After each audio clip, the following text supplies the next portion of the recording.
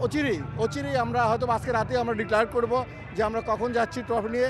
লঞ্চে যাচ্ছি না বা কীভাবে যাচ্ছি আমি জানি না। যারা বিপিএল করি বা দর্শকরা এই ধরনের খেলাই চায় এবং এই খেলাই হয়েছে। ন্যাশনাল টিমেও এই ফ্যামিলি জেলিংটা দরকার।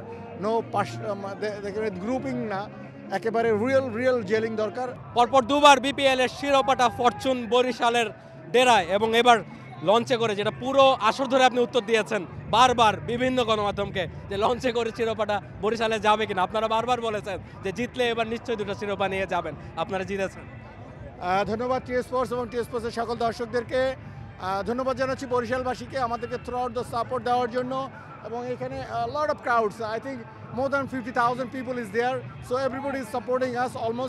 Almost 99% is Fortune Borishal supporter. এবং আমি অচিরেই আমরা হয়তো আজকে রাতে আমরা ডিক্লেয়ার করব যে আমরা কখন যাচ্ছি ট্রফি নিয়ে। লঞ্চে যাচ্ছি না বা কীভাবে যাচ্ছি আমি জানি না। ক্রিকেটারদের যেহেতু বিজি শিডিউল রয়েছে, but will be there for sure ইনশাআল্লাহ। বরিশালের দর্শকদের জন্য দারুণ খবর এবং পুরো ম্যাচটা আসলে পেন্ডুলামের মতো দুলেছে। বারবার চিটাগাংয়ের দিকে একবার গেছে, বরিশালের দিকে একবার গেছে। দারুণ একটা ফাইনাল ম্যাচ হয়েছে। এই ম্যাচটা কতখানি উপভোগ করেছেন, আর যখন চিটাগাং একটু এগিয়ে যাচ্ছিল ম্যাচে তখন এক্সাইটমেন্টটা কেমন? I tell you yesterday that I want this kind of match, not এক পাশে ম্যাচ আমি চাই না।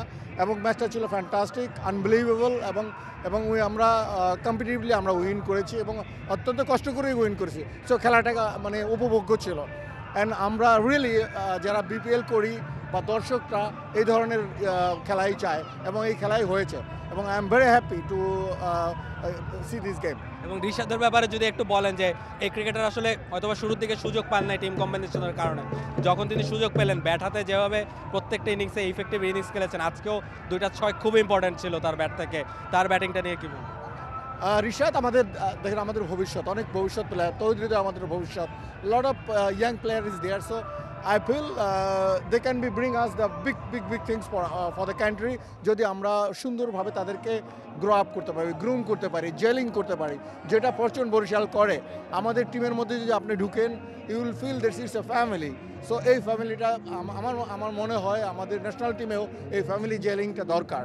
নো গ্রুপিং না, একেবারে রিয়েল জেলিং দরকার। এবং জেলিং হলে দেখবেন আমরা বিশ্বের দরবারে মাথা উঁচু করে দাঁড়াবো ইনশাআল্লাহ। লাস্ট কোশ্চেন, আপনারা জেমিন ইসামকে ফাইনাল ম্যাচটা খেলার জন্য উড়িয়ে আনলেন, তারপরেও খুব সম্ভবত কম্বিনেশনের কারণে মোহাম্মদ আলী যেহেতু 5টা উইকেট নিয়েছেন আগের ম্যাচে, তাকে আপনারা খেলালেন না। এই ডিসিশনটা নেওয়া আসলে খুব সাহসী এবং সেটা আলটিমেটলি কাজেও দিয়েছে। দেখেন আমরা যদি নবীকে বসাতাম সেক্ষেত্রে আরেকটা স্পিনার খেলাতে হতো, আরেকজন হতো। সো সেই স্পিনারটা কী করবে তার কিন্তু কোনো গ্যারান্টি নেই। এখানে দেখেন তানভীর আছে, তানভীর ভালো করতে পারেনি। সো ইটস বেটার আমরা উই কিপ সেম কম্বিনেশন। জেমিন ইসাম এসেছে, আমাদের যদি অন্য প্রতিপক্ষ হতো তাহলে কিন্তু জেমিন ইসামকে খেলাতে হতো। So we did our way. There is a lot of technical things, এটা ভালো বুঝবে তামিম ভাই, মুশফিক ভাই। So they did it. আমি কিন্তু 11 নিয়ে কখনো কথা বলি না এবং আমি জানতামও না কি 11 হবে। আমি এখানে আসার পরে আমি দেখেছি 11। থ্যাংক ইউ সো মাচ ভাই, thank you very much, thank you নিশ্চয়ই টি স্পোর্টসের সকল দর্শকদেরকে থ্যাংক ইউ সো মাচ। এবং বরিশালে শিরোপাটা যাচ্ছে সেটা মোটামুটি নিশ্চিতই হয়ে গেল। আজ না হোক কাল বরিশালের দর্শকদের জন্য বলতে চাই, আপনারা নিশ্চয়ই আপনাদের প্রিয় ক্রিকেটারদের শিরোপা হাতে আপনাদের নিজ শহরে দেখবেন। সেটা দেখতেও নিশ্চয়ই আপনারা চোখ রাখবেন টি স্পোর্টসের পর্দায়। সে পর্যন্ত আমাদের সঙ্গে থাকবেন। বাংলাদেশ প্রিমিয়ার লিগ 2025, 7টি দলের জমজমাট লড়াইয়ে মাতবে পুরো দেশ। দেখতে চোখ রাখুন টি স্পোর্টস নেটওয়ার্কে।